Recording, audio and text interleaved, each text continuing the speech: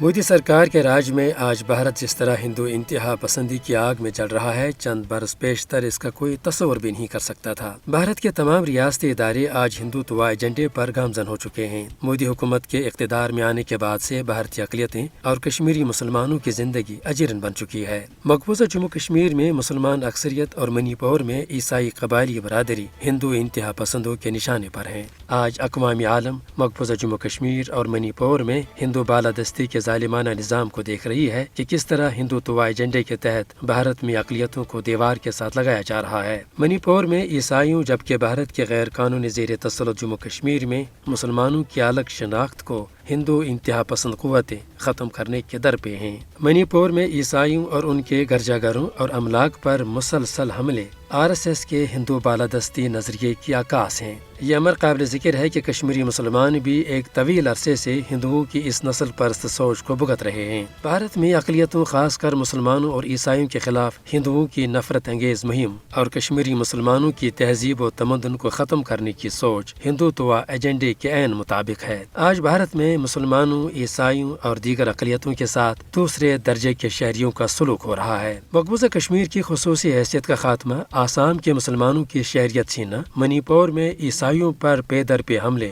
مودی سرکار کے ہندو انتہا پسند سوچ کا بیان ثبوت ہے۔ در حقیقت مودی سرکار کا ہندوتوا ایجنڈا نہ صرف بھارتی اقلیتوں بلکہ اس پورے خطے کے امن کے لیے ایک خطرہ بن چکا ہے۔ عالمی برادری کو آج بھارت کے اندر ہندو فسطائی نظریے کو نظر انداز نہیں کرنا چاہیے، جس کے سبب آج نہ صرف بھارت کے اندر تقسیم گہری ہوتی جا رہی ہے بلکہ اس پورے خطے کا امن و استحکام بھی داؤ پر لگ چکا ہے۔